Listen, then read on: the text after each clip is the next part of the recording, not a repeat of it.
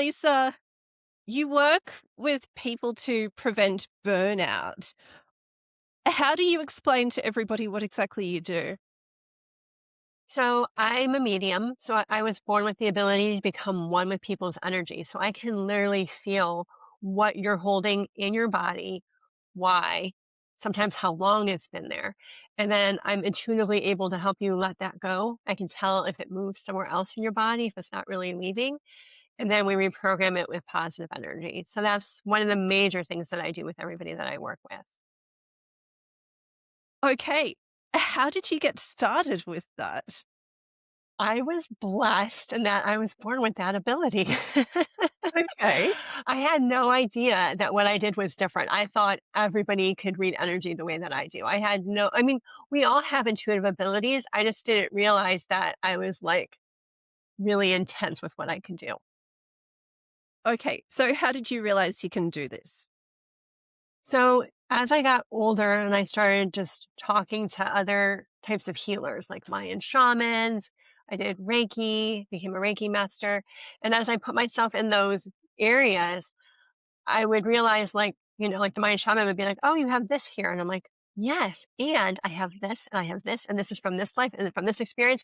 And his eyes just got really big. And I was like, "Oh, okay, not everybody can do this." And like when I got the Reiki master training, like I could see the attunements, whether or not they would like take place or not. And the person that was What performing them couldn't even see that. what does that mean? So Reiki is like an ancient Japanese hands-on healing technique. And there's three different trainings that you go through to become a Reiki master. And what the master does is they stand in front of you and they do something three times, like in certain chakras, and they say certain things to open up the chakras to give you the attunement. Well, I could see when the attunements weren't taking. I could see where there was a block and why there was a block, what needed to be let go, so that way they could receive the attunement in that space. So that's just a couple examples. And then when I was like 9, we had a paranormal investigator come to our house because we had a spirit in the house. And as soon as she was there and she was putting her into the white light, like I could see the spirit. And I was like all these times that I had seen the spirit in the house or in my room or like messing with the cat or whatever.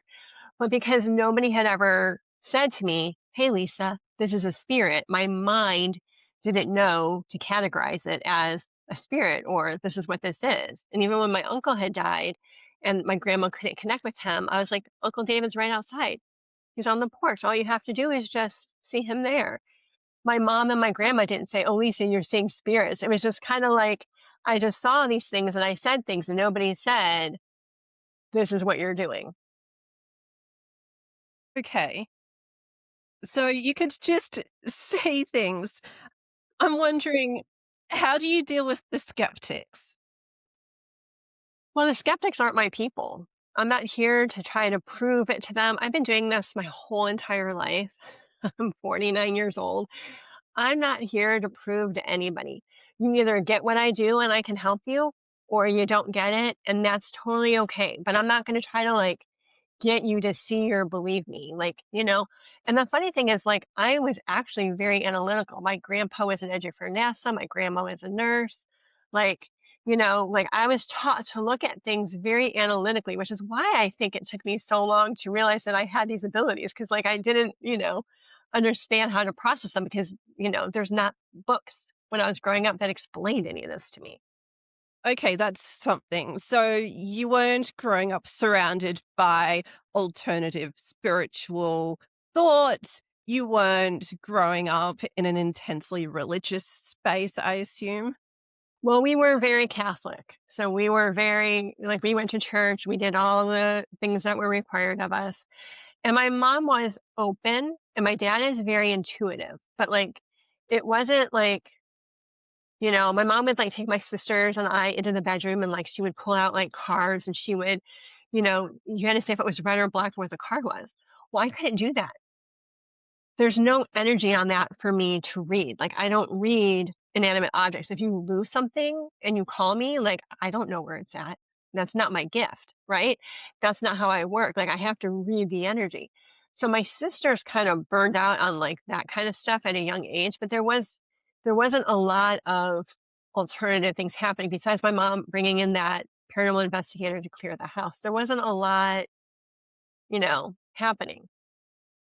Right, right. So there's a big difference between what you do and how people read cards. And there are trends Mhm. for that now. The Mhm. tarot, there are other cards. So this is totally different. Mhm. With what you do, is it a bit more intuitive? Are you going with a feeling? I just know. So I'm just becoming one with the energy and I feel it in my body as if it's mine. So wherever people have their blocks, like I can feel it. I'm not going to go through your blocks with you on your podcast and we're not going to do that for you. Okay, But are like you feeling it? but I can. That's what I do and that's what I do in my calls because what happens is we store things in our body to deal with later. When's later, right? We don't know when that later moment is going to be. So it's really important that we start to recognize like, I'm stressed, I'm overwhelmed, I'm mad, this person hurt me, right? And we just keep storing all this energy and we don't deal with it. And then what happens is that we implode as some poor innocent bystander. And then we have to fix it. I That's going with the flow so much. So I'm wondering, in what situations do people need to seek someone like you for help? Thanks. Yeah, people usually come to me when they feel stuck. They're not happy with their life. There's something big going on and they don't know how to move forward. And they've usually tried therapy. Most of my clients come to me and they've had some experience with therapy and it didn't quite get. I also have a lot of people that have worked with a lot of different types of healers that could do pieces or parts of what I do, but they couldn't do all of it. And so people have done some type of self work before they come to me. If they haven't, it's very difficult. And I'm probably not the person to start with because then they're like, I don't know how I feel. Like, you need to at least know how you feel when you come to work with me. Yeah, it happens. They need a starting point. And I'm Hmm. guessing there would be some cases where people are in extreme situations and they need more help than getting unstuck. Yeah, I mean, it just depends. Like a lot of people feel overwhelmed, they're burnt out. A lot of women come to me when they're not happy in their relationships anymore. Because a lot of times women settle into relationships, at a young age, or there's nobody else around, or they've been with their partner for so much time, and they're like, we just have to get married. And then, as we get older, as we hit those hormone changes and we don't have the patience for all that anymore, a lot of women come to me, and you're not going to see this on my website anywhere because the husbands would not approve, right? But to leave their relationships when they no longer work. It's interesting, and I need to be careful about what I say with that sort of thing. But do you find that sometimes people have a gut instinct or a Hmm. feeling and you can't fully articulate it, but sometimes you just know something? Hmm. Yeah, that's For my those life. listening, we're sitting and just nodding for a while, nodding. I love it when I have a guest who's just on the wavelength. Totally, just nodding. So, okay, so that happens quite a bit. Hmm. Um, and and so the stuck feeling, is there any difference between people thinking they are stuck and really being stuck? Or if we think we're stuck, is that simply what's going on? Or is there sometimes more to it? Usually, if we're feeling stuck, it's because we're not doing what we're supposed to be doing. And most people are disconnected from their dreams, right? Your dreams are your personal roadmap to happiness. And how many of you out there have your dreams sitting back there on a back burner of someday? Like you're not taking any steps, you're not doing anything, and you're like, you know, I'll get to it eventually. When we're not doing what we're here to do, we feel stuck. We get angry and we throw ourselves into work thinking like, well, I'm working, I'm busy with work. But then it doesn't matter like how many promotions you get or raises or whatever because it's not enough. We are here to follow our dreams. Yes, doing something doesn't mean you're doing your calling. And the way I translate that sort of thing is I want to differentiate the great dreams that we can have, where, for example, I think I grew up hearing that some dreams are far-fetched, and there was a time in history when, if you remember, the idol shows were coming out, and so it was one person in an entire nation who was winning Mhm, the dream, so it was a mhm. scarcity thing. That happens, but I think what you're describing is what some people call alignment now, or it's that to translate it into the thought that or the framework that I grew up with, it's that we're all built a particular way and in a way that can serve a purpose. So, do you see people sometimes simply not serving their purpose? Like maybe they have a Mhm. skill or a strength in a particular thing, or they could do great work and great contributions with a particular group, a particular place, and they're literally not going there. That happens all the time. Because sometimes people, we grow up and our parents, family that was closest to us tell us that's not an option, you can't do that. Sometimes we're afraid of doing it. Sometimes we're guided by past lives. The reason I went to nursing school was because I was being guided by a past life. In sixth grade, when they're like, "What do you want to do when you grow up?" I wrote a whole paper about being a nurse. I saw myself at this Red Cross truck. I saw my husband was over in Europe somewhere fighting the war. I wanted to find him. I left our kids behind and I went there. I was 12. I'm not married. I don't know this person. And yet that was guiding my future. And so many times we're guided by past life experiences, whether we're open to it or not, it doesn't matter. We have irrational fears. We have, we meet certain people, we're like, oh, absolutely not, right? There's all this past life stuff that's guiding us that we're not even aware about. But past lives also guide our dreams or our failure to follow them because we have fears. Did you end up working as a nurse as well? No, I did not. I had 2 classes left to graduate, and I changed my major, and oh my gosh, my grandfather that worked for NASA was livid. He's like, "Being a nurse is good enough for your grandmother, it's not good enough for you." But I was sitting on my patient's bed, which is not allowed. I was on the cardiac unit, and I was giving him 20 pills, and he had a tendency to hide the pills. And so I had to, like, really make sure he was taking all of his medications. And I just felt like in his chest there was something going on with the family and we needed to address it. And so I asked him how things were going with his family and he said that he was estranged from his daughter. And so we kind of talked about that and I was like, "Well, you're the dad. You've started this pathway with them. They followed your lead. Like you can go back and you can fix this." And he took all of his pills and he was so happy and he was smiling and I hated every single day that I went to clinical, but I'm so glad that I went because I have that knowledge. And a lot of my clients have injuries or they get sick or whatever. So I'm able to read that as well. I'm definitely not a medical medium. I wouldn't claim to be that in any way, but I have an understanding when those things happen. And last year, my dad had a double bypass surgery and he almost died twice.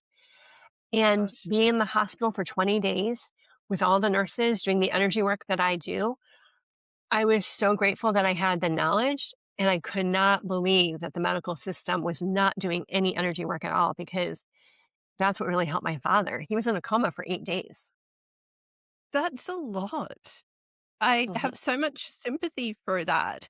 And I must admit, I'm still wrapping my head around the energy part. I've been hearing perspectives that are scientific, all of that. But part of what you said is the relational side, that if someone is perhaps near the end of life or in a situation, whatever it might be, part of it could be they have a physical issue that needs a pile of pills. Sorry, Mhm. my eyes popped when you said 20 pills. I don't know how normal that is to take that many, but Depends on how many conditions you've got. fair enough. But aside from the physical conditions, people can have these underlying issues like relational concerns and other things. And we all know that stress and feelings and so on can affect us physically, right? Hmm. Well, they manifest, right? Like I was saying earlier, we store that stuff in our body in specific areas to deal with later. Common places that people store their stress is in their chest. They feel like there's a weight pressing on them in their stomach, right? Like their stomach feels tight. Maybe their hips feel like they can't move, or they feel like they can't speak. Those are the four common places people store energy, and they just keep putting it there until they explode over something that had nothing to do with something, just to release some of that stress, some of that pressure, right? And then we got to make amends and fix things. But we only release a little bit. Like we are not taught to let go. We're taught to like deal with it later. You're busy. Focus on the task at hand. You can deal with it later. It's kind of like the dreams, right? The dreams are on the back burner and all the stress and the worry and all that stuff that we carry. We just keep carrying it. We are not taught to clear it and let it go. And it manifests in other things. Absolutely. And the dreams, you talked about people basically, well, being in situations that could lead to them either continuing their lives or not. Hmm. And it really reminds us that if we have something in life that we need to do, if we have something that is our calling or our purpose or a problem to solve, then you don't know what's going to happen tomorrow. And it might make more sense to address things or attempt things today. Do you think so? Oh, I agree with that completely. Anytime that we're carrying and holding on to anything from the past, it keeps us stuck. It's like a weight. There's this image I like to share on social media where there's this blue butterfly with a string and it's carrying like this rock, right? Imagine that. But that's what we do to ourselves all day long. Somebody says something and we're hurt. Somebody does something and we're hurt. We're mad about something that happened to us in our childhood. We're mad at stuff that we carried in from past lives. What are we doing to clear that energy? And it taints us, you know? Like, one of the things I like to teach people to do is to bring in white light, which is God, love, universe, source, whatever you want to call it, right? And you've heard that we're born into the light, we cross over into the light, like we are the light. But as we put all this negativity and stress and worries in our body, it blocks that light from channeling. It's kind of like a river getting clogged up with debris, right? This is energy and it turns into matter, physical illness, physical disease, what have you. So you want to clear your energy out so that way you're in a good space and you're not easily triggered. You feel better and you attracted more abundance. Over here, Over here, I have seen a slight trend. I don't know statistically how common this is, but I would wonder how many elderly people pass away almost precisely after they turn 100 or after a particular Mhm, birthday. mhm, mhm, So the difference in Australia, maybe some other countries do it as well, clearly not in America, but when someone turns 100, they can get a letter from what was the Queen. Maybe the King does it, I don't know, they have their own stuff going on right now. But but that was the tradition for a long time if people were that way inclined, and it's amazing realizing that some people really did somehow just keep going and then pass mhm, away after that. mhm, And sometimes also things just line up neatly in our circumstances where something pops up at a moment that it just feels too good to be coincidental. I'm mhm. wondering, have you seen timing just looking a little bit divine sometimes? Timing is always divine, even if we don't think it's divine, right? Like, even if we think something happens that's bad, that is happening to course correct us to get us back on our best path. Divine timing is happening all the time. It's just, are you aware of it or are you not? Right. It's always divine timing. It's always happening. I love these sorts of questions. I'm so keen to ask. I mean, everybody will have a different take on this, but how do you balance the what do you call it, predetermined fate and steering our own destinies? I like to describe it as like you have your pathway, right? Like you come into this life and you say, these are the things that I want to do. These are the things that are going to happen. These are the challenges I'm going to take on, right? And then you hit that challenge and you're like, "Oh, actually, I changed my mind. Never mind. I don't want to do that anymore. I'm going to go over here." But you keep getting pulled back to whatever that thing is because there are certain things that you are supposed to do. And then the things that aren't set in stone, maybe you said, well, maybe I'll aim for this, but if I don't do it, it's okay because then I can go this way, right? So it's very fluid. Like there are some things that are going to happen that you don't have control over, but you have control at all times over how you think, how you feel, your energy, your environment, like what you're eating. There's so many other things that we do have control over. So when we're having experiences, we can decide, is this a good experience or is this a bad experience? And how we decide to think about whatever's happening greatly impacts how easy or how hard it is to get through the thing. And if something keeps happening on repeat, like you're the common denominator, it doesn't matter where you go, but this thing keeps happening, you have some inner work to do. Like that is your red flag. That is your sign. Like, hey, pay attention here. You're not getting this. If you keep doing the same thing, you have something to heal. And so that's how you can know that that's one of those predetermined things. Sometimes the world is telling us something by giving us the same lesson until it's Groundhog Day, right? Right. It is. It really is. And so if you're just like, why me? You're a victim. You've handed over your power and it's going to be a really hard struggle. Right. So you always want to be like, okay, this is happening. How do I move forward through this? Is there anything that I need to let go of? Is there anything that I need to do in a new way or differently? Is there somebody that I should talk to about this so I can have a different perspective? Because we get so stuck in our heads and we build things up and we make them really, really hard. And then it just all adds to that momentum of like, I can't move forward. I'm stuck and I can't get past this. But we can. We can. We can. We can. Yes. We have to just get ourselves unstuck. We really do. I was going to say that if you did want to talk about my blocks as an example, then you would be welcome to, but I don't know what that would involve, or if you wanted to talk about your own Yeah. blocks. Yeah, we Okay. can talk about mind blocks. I do a lot of trainings on mind blocks. So there's a lot of different things that, we do to ourselves to hold us back from what it is that we say that we want, right? One of those things is self-sabotage, right? And self-sabotage is always something that we do to ourselves. You can ask for abundance all day, every day. You can have the gratitude journals. You can do all the things. But if you have decided that you can't have whatever it is that you say you want to have, you're self-sabotaging, you won't have it. Like I always do this block in front of my chest, like you're blocking yourself from having it. The other thing is victim. And I always do a V and I go down into the ground. Victim is when we believe other people are doing stuff to us, right? It's like you're pointing a finger, but you've got three fingers coming back at yourself, right? We're not victims.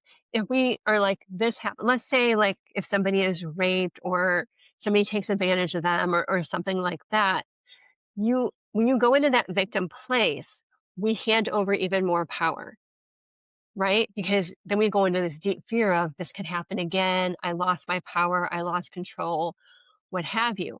So whenever something happens like that, we want to make sure that energetically we are doing the inner work, healing, forgiving, clearing, and not continuing to carry that energy. Because the moment that we think we've lost our power, it impacts every single thing in your life. It's very hard to get out of, right? They'll be like, pull yourself up by the bootstraps. Like that's an American saying, pull yourself up by your bootstraps, right? When you're in victim, it's so dark and it's so hard. And like people start isolating from you. It becomes like this whole thing. So we don't want to go in that space. Is And that then because people can sense it? we read energy. Even if you don't understand that you read energy, we're all reading energy. You know when you meet somebody if you like them or if you don't, or if you're indifferent, right? The worst relationships are when you meet somebody and you're indifferent. Because those, as you get older, like especially, marriages and stuff, those ones are just like The grass is greener somewhere else. The grass is green over there. Like, I'm indifferent, right? The indifferent people, like, they're not going to be your best friends. They're not going to be the people you want to hang out with all the time. And you definitely don't want to marry them. The people that you meet and you're like, I don't like you probably have some past life stuff with them that needs to be healed. Like, we can recognize the energy in different forms in different lives. And then if you meet somebody and you love them, then you have some connection with them that you're bringing forward where you're like, hey, we're finding each other again. Hey, we're connected. Like, hey, let's create a relationship. And those work together really well. I have a juicy, weird question. Not juicy, but a bit of a controversial question.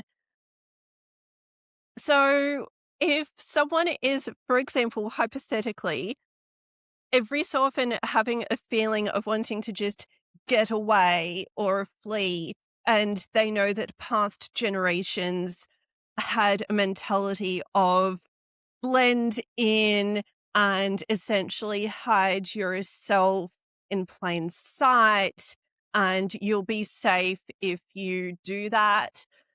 Have you seen people having some sort of mentality of either blending in plain sight or just running away? Not literally running away, but just avoiding things in some way, that sort of thing, various forms of avoiding. Have you seen that in some sort of generational way in the past?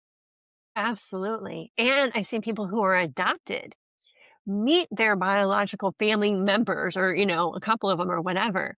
And the patterns are astounding. So even though they're raised in a different environment with totally different people, they have a few of their things, but they're not as strong as the genetic patterns that come through our DNA. Yes, I There's a was lot thinking that happening. I was thinking that earlier that, we talk about these generational things and it can sound very woo-woo, but part of it is DNA. And some schools of thought these days have said that traumas, experiences, whatnot, somehow influence our DNA and hmm they seep through to the next generations. hmm Have you seen ways that people can break the pattern? Is it about these blocks or is there It more is. to it? It is. Well, they call them like generational family healers, right? So, like, I can tell you about a lot of the relationship stuff that I healed in my family. Like, when I look at my grandmothers on both sides and the relationships that they had, they weren't, they weren't amazing relationships. There's a little bit of abuse in there, right? And then, watching my parents and just seeing all those different levels. When I started dating those similar types of men. And I would see it and I'd be like, nope, nope, nope, right? And then I didn't do a lot of healing work with my dad until after my girls were born. And my girls are 21 months apart. So when they were born, I did all this work and I came back to my dad and I was like, oh my gosh, dad, I'm so sorry for blah, blah, blah, whatever. And then when my girls started dating, they were dating these types of men too, and I was like, "But I didn't marry that. How is this happening? Like, this is not what you see in your family. How are you dating men that can be emotionally manipulative or abusive to you?" Because I did the work after they were born. So it got passed down to them. So I'm always like on them. I'm like, "Who are you dating? What's happening? I see this." No, right? And so it's probably not super fun for me to be your mom, but my clients love it because I'm like, no, no, no. But absolutely, we have these patterns that we not only are we repeating what we see, but there's something energetically going on that we just keep carrying through the line until it keeps getting healed, and then it shifts things for the next generation.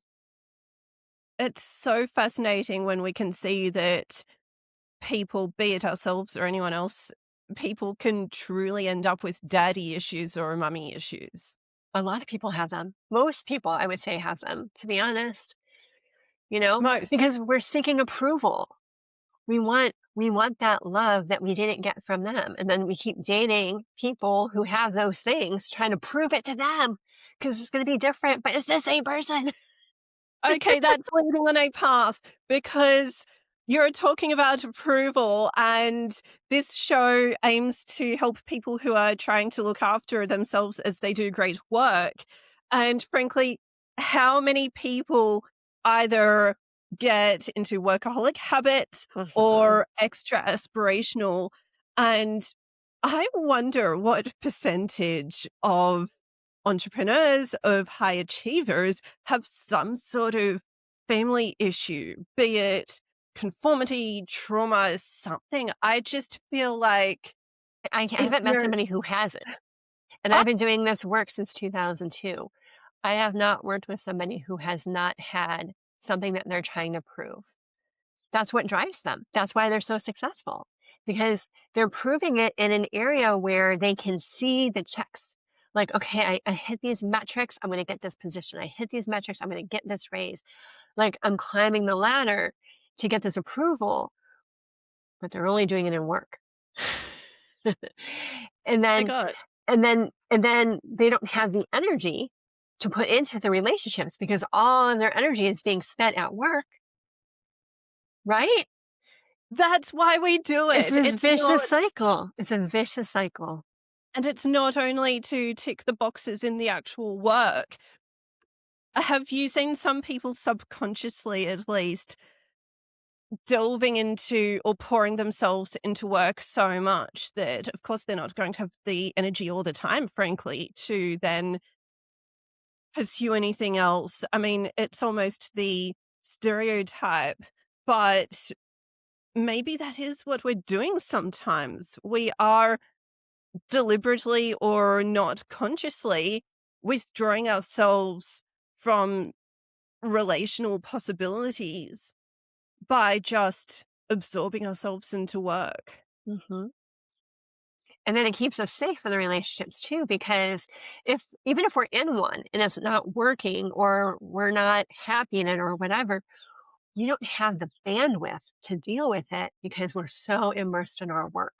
And if work's not enough, then we're overgiving to the community or we're overgiving to like whatever. It's like we just are on autopilot to just auto over whatever.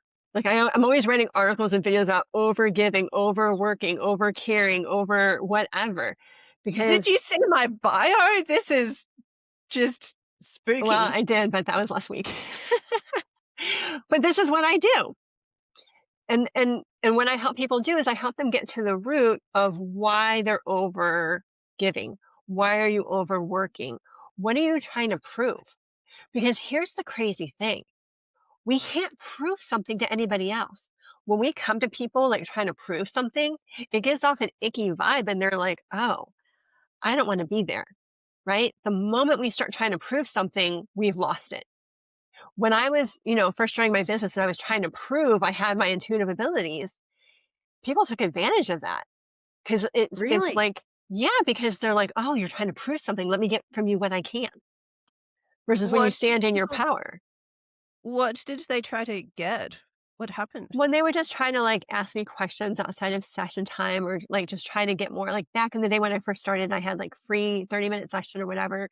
They were just trying to keep pushing and like I just had to create boundaries around all of that and just be like, this is what I'm giving and no more.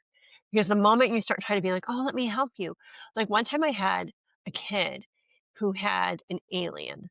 Like white light aliens. Okay.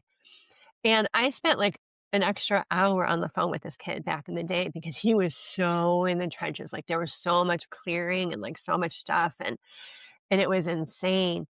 And I didn't get paid a penny for it because I was just trying to prove that I could see it and help. And like I had Oh, all the counter to what he was doing. Like everything he said, I was like, no, this is the truth. And I'm like, I hear you energetically. This is the truth, right? And he got to a good place, and he was really grateful. Even at the end, he's like, "Do you want me to pay you?" And I'm like, "I don't even know what to do at this point. Like, let's just go. Like, we're done, right?" But when I first started working, I think too because of like the analytical background that I came from, and I think also just me proving my worth through overworking and all the different jobs that I've had as well. It just was something that just came about that I was trying to heal. so did you have an overworking tendency? Yes. You said that you were proving something. It sounds like you were helping someone even more to Mhm. prove Mhm. something. Yeah, that I was good at my work, right? That I could do this, that this was what I was here for, right? Like just going over and beyond and above. And a lot of people do that by, working extra hours every day, working on the weekends, like, you know, buying people presents or like, going above and beyond a relationship, just trying to make up for it in all these ways because like they're not present. Like there's all this over giving and overdoing that we're doing in society. And that's not what we're here for. My goodness. The relational version of that, I think people can relate to this as well. And that's showing me that we do all need to set standards for ourselves. I think And the vague, boundaries. yes, boundaries. I didn't even understand that word for so long, but Mhm.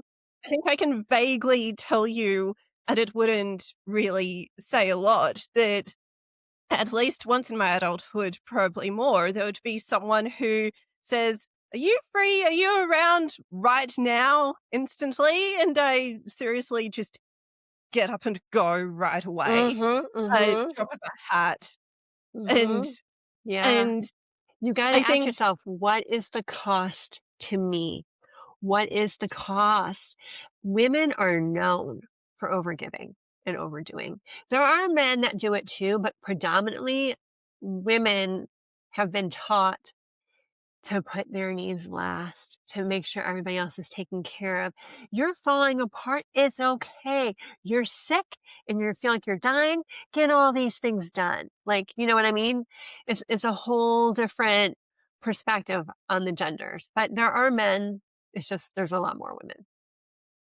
let's explore that for a second because I feel like I don't relate to the cultural norm because I can't wrap my head around this weird mentality where we are meant to have the version of a woman's hero's journey where we became completely wrecked and then rescued ourselves. But look, I appreciate the people who created great success amid their burnout and exhaustion. I appreciate that. My version of it is at one point in life, I was rushing around for things that weren't going to create abundance.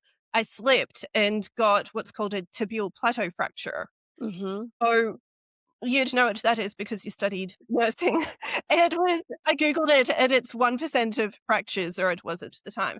So, I have that story, but some people have these great stories that become a hero's journey, and it's great that they recovered from their burnout, but I'm worried, do we have to put ourselves through that?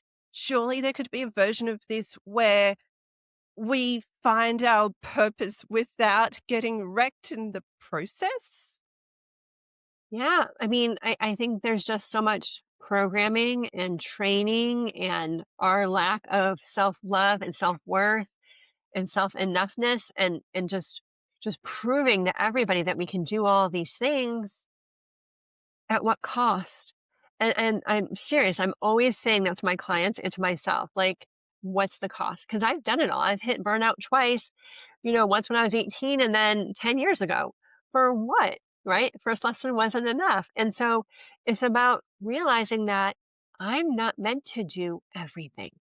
I'm only here to do the things that I'm here to do.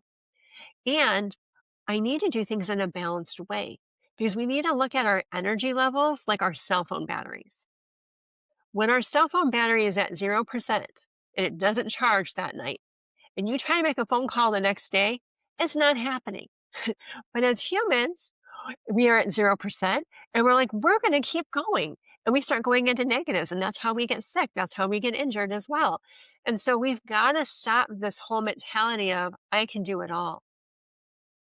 Of course, we can do it all. The question is, what do I want to do? What am I here to do? What are the things that really matter to me? We need to stop getting distracted with all the shiny objects and all the distractions. What is my path? The battery, that is spot on. I wanted to reference what Brene Brown says because she talks about marriages or partnerships and how she will say with her husband, I have 20% left. I have 40% at the end of the day. And then the other person just says, okay, this is what percentage I have energetically. But I really worry that we don't have the space or opportunity often to tell the world, our community, or whoever we are supporting. I have 10% today. And especially as women, I think it's going to be controversial to say most of us know the working world wasn't set up for women to have more energy one week than the other. And Mhm. I remember times in my career when I felt kind of shamed for saying, look, I just don't have the energy today. You look Right. like you're just not up to it. You're not built for the work, even though Mhm. we all know how we are 100%. built. 100%. And that's why we push ourselves to burnout. That's the only path that there is. And the crazy thing is that people who are in the hustle will defend the hustle. They might be in the hospital recovering from some procedure and they are working and they are bragging online about how I'm still going. And then they keep getting things. And this is what I'm talking about when like you keep hitting an obstacle and you're like, I'm not getting the lesson. I'm not getting the message. Like things are not clicking. We're not meant to overdo. When we get stuck in the hustle, we have totally lost touch with our dreams. We don't know what brings us joy. We don't do any self care. And people will be like, oh, I got my hair done or I got my nails done. Were you on your phone the whole time checking emails? Yeah. Then that doesn't count. You know what I mean?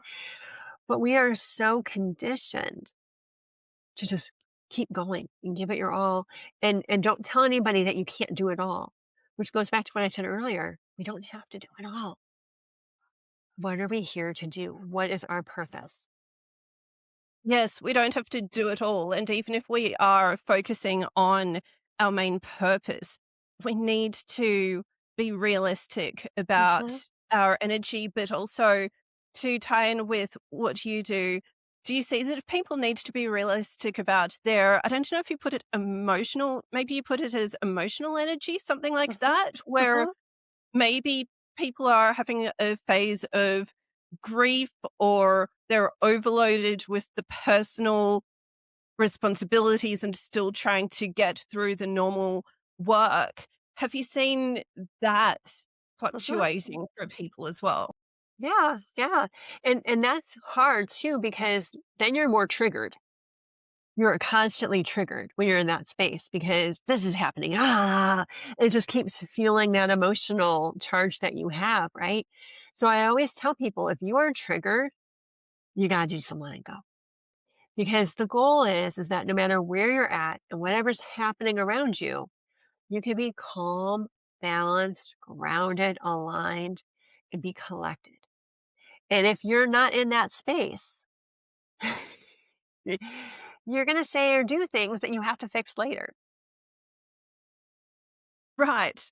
I'm wondering if you can do vague examples or any sort of illustration for how people can really thrive in their work and create value at scale or in some sort of great way when they are overcoming these things. I think the number one thing with work, especially, is that we have to create boundaries around our time at work. And if you're an entrepreneur, you have to have an off time. You have to.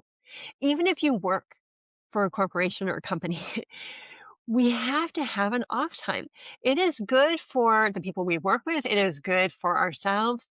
We are not meant to work all the time. When we work all the time, we're not going to have fresh ideas. We're not going to be happy, pleasant people. We're not going to be in a good space. So you have to have an end time. And you also have to have a start time. Like I tell people, when you wake up in the morning, the first thing you should always do is bring in the white light. God, love, universe, source, whatever you want to call it, because who knows where you went while you were sleeping? Who knows what dreams you had, what energy you're starting your day with, right? So you want to bring in the white light and just say, I am peace, I am calm, I am balance, something like that. I am statements are always 3 words. Then start to get ready for the day. Have your hot cup of something, something, eat your breakfast, wash your face, get dressed. You're not sitting at your computer checking your emails before you do that. Your day is done, right? You've got to start your day by recharging and giving yourself back more energy. Because what if you didn't sleep good? Especially if you're a woman with your hormones shifting or whatever, you've got to do something to balance your energy and give you a little bit more charge to your battery when you first wake up in the morning. Now, once you're ready for the day, okay, go ahead. Now you're working.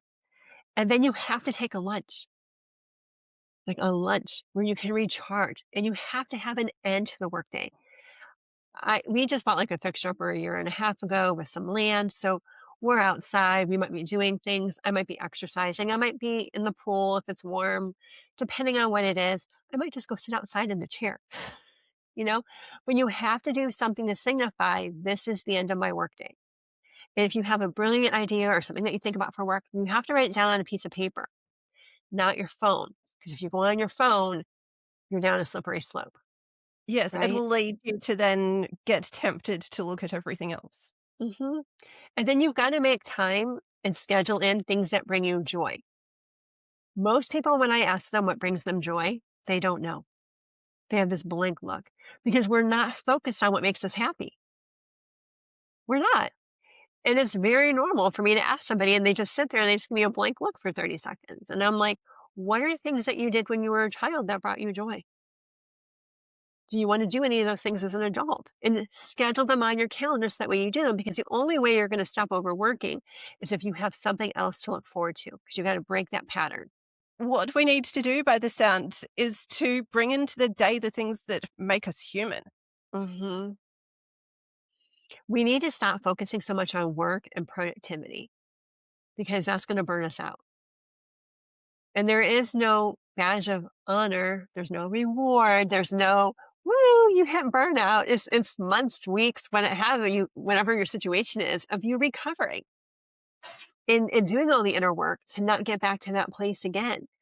So if you've not experienced burnout in your life, I highly don't recommend it. I'm assuming you don't recommend it. Like you've got to make time to do the things you want to do now, right?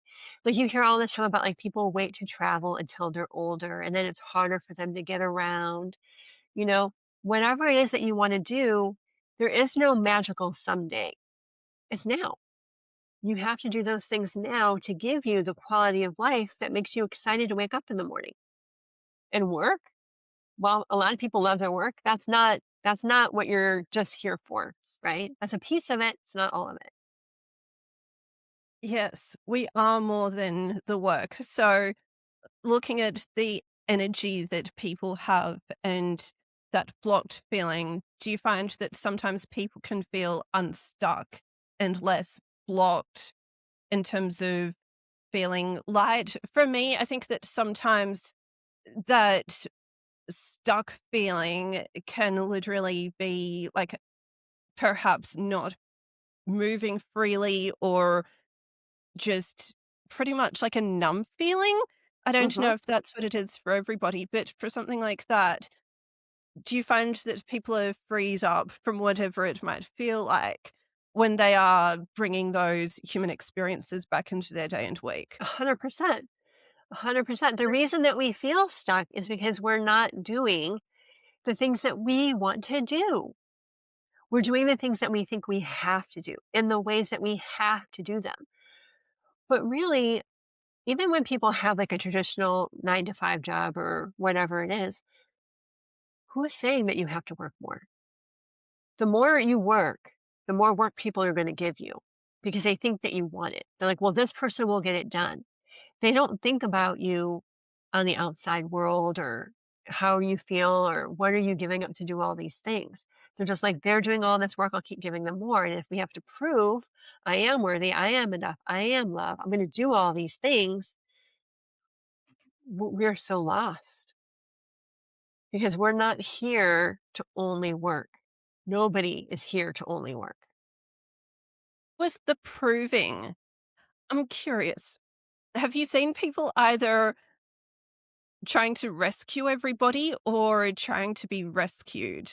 I think I think the damsel in distress mentality might happen sometimes and also the opposite, like people wanting to be the hero. Have you seen that a lot? Yes.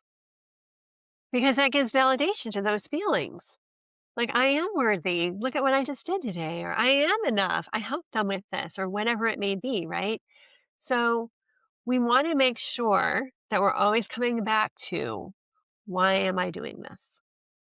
What is the cost to me?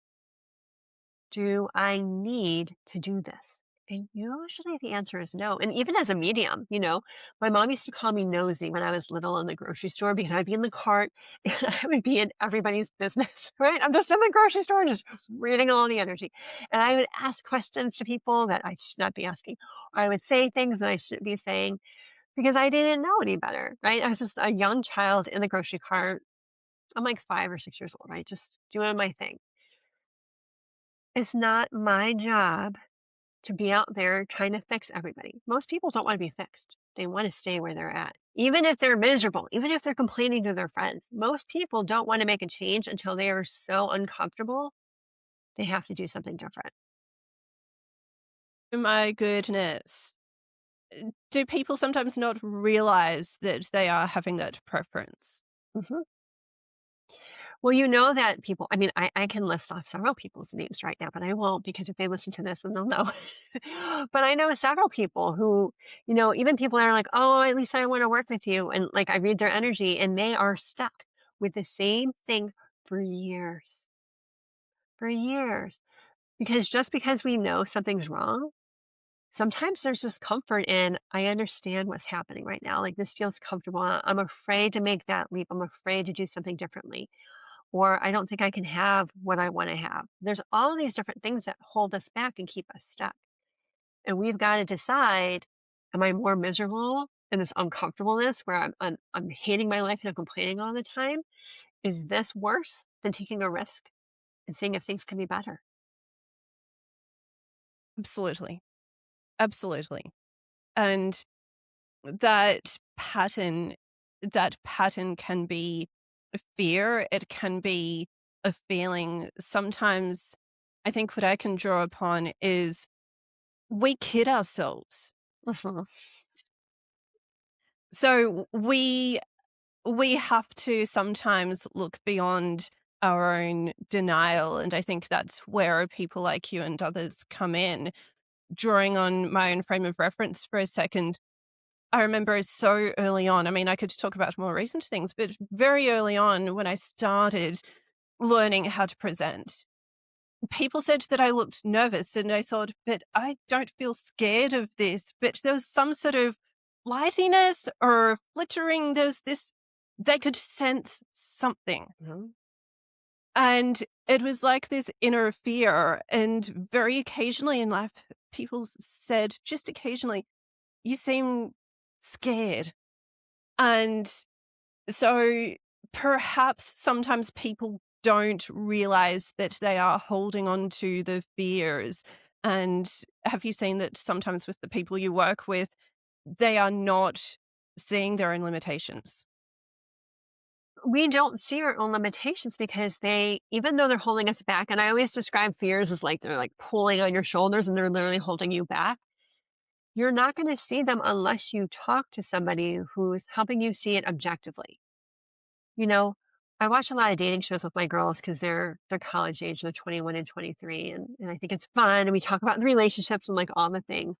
And on these dating shows, they always go to like their friends who have the same perspectives and the same views, and they keep you small, right? They say that you are the sum of the 5 people that you spend the most time with. And I've said this to my clients, and they've been like, "Well, these people are in the office, or these people are here, and like this is who I'm with," and I'm like, "But you chose for those people to be in the office. Like you hired them, you brought them in." But it's true. You're not going to see bigger than the amount of people that are around you because they're going to usually side with you. Most of the time, friends aren't challenging you. Maybe you need to go to a sibling to get challenged or, you know, hire somebody to help you see more objectively. But the power comes in being objective and saying, oh, I didn't even know that was there. Yeah, that is guiding me. I don't want that to guide me anymore. And that's where the power is. Yes, you are not the first one to say that some people can become a yes man. I assume that Mm-hmm. phrase is used over there as well. Mm-hmm. It's a bit gendered, but there are forms of a yes man or reaffirming. And these days, people say that AI might do that, but also our friends can do that. And and I think what you're saying is very significant because people are realizing we need to reconsider who we're surrounded by and who we draw upon. So there has to be a way to level up and the comparison that I want to use for what you're saying is I'm a little bit careful with those free networking groups. They're lovely and it's a good Hmm. mingle, but have you sensed that as well? That Oh, sometimes 100%. They're called, I like to call them, well, here we call them freeple, like free people, freeple. They often have a lower energy vibration because they're not willing to really do anything or move forward, and whatever is the cheapest, easiest, even if it's not getting them anywhere, that's kind of where they stay. it really is. And that's why I've been so reluctant. Gosh, I'm saying this in a recording. I'm so reluctant to do free events. I mean, people do that sometimes, but I think the reluctance, and feel free to give an energetic perspective on this. I really worry that when you give people a lot for nothing, then They don't that's value what it. they expect. Well, they And don't I think value that it either. they don't. They don't. I can give people the most amazing advice on how to be on their best path and what they need to do. And if they don't pay me for it, they don't do it. It's crazy. Like when they started like all like the higher ticketing coaching and like all of this stuff, I was like, I don't know, I don't know. But there's something to be said about it because if you get something for free, you don't value it and you're not going to do anything with it. But if you're paying for something, you're investing money that you've earned through time and energy and resources, and you are more likely to participate and to do something new. Yes. Yes. You invest more of your mental attention, you have more at stake as a reason to take action. Absolutely. And that's why I've seen, sure, some people will. The example I'll give is someone that I look up to as an ideal role model had over here a one off free gathering, and that's fine. But It still I messes with it. don't, but I think that it was still buy this thing and come along, and it wasn't completely, um, it wasn't assumed that we are putting absolutely nothing into it at all. And also, we are giving our attention. We might have looked at a lot of the content, but I think when we're giving absolutely nothing to something, uh, I think We don't see what the we're talking value. about here. No, no. And what we're describing here is bless them so much. Bless the ones who gather these communities for free. But then I look, to be honest, I think sometimes people who go to those things are stretching the definition of what those communities are even about. And look, to each their own, it will still be a way to be around human beings and not be isolated. That's great. But we're talking about leveling up. And what we're saying is that when we want to challenge ourselves and reach the next level, really find abundance, then we're going to do that by putting something in and not expecting something for nothing. 100%. I agree with that completely. Seen it so many times. I've seen that a lot. I've seen it a lot. So, a lot. I'm so curious to wind up a little bit because we reached an hour. I'm wondering, oh gosh, I'm wondering energetically, what do you say to people who are starting out as an independent business, kind of like how you are an independent business, and they do want to protect their professional energy, so to speak, but also there are triggers. What are three things that people can do, whether they are starting or growing to look after themselves, especially? Yeah, so the first thing is always going to be to bring in white light. We talked about it earlier, white light to just balance and ground your energy. So before you send a client email, before you meet with somebody in person or online, before you do anything, ground, balance, and align your energy because even if people don't understand it, they are constantly reading your energy. So that's the first one. The second one, let go. Clear your energy. Stop holding on to all the things. You're going to hear a lot of no's. If it's a no, it's just not your person. It's not the right time. It's not the right whatever. Don't take it personally and mean that you have to stop. Let go of whatever is coming at you that doesn't feel right. Let go of the stress. Let go of the worry. When we worry about something, we put gray energy on it, and you don't want to put anything gray in your business. Love the color gray. It's one of my branding colors, but energetically, we don't put gray on anything. And the third thing is boundaries. Boundaries, boundaries, boundaries. Boundaries are completely useless if we don't set them and enforce them. You need to have boundaries around how you're spending your time.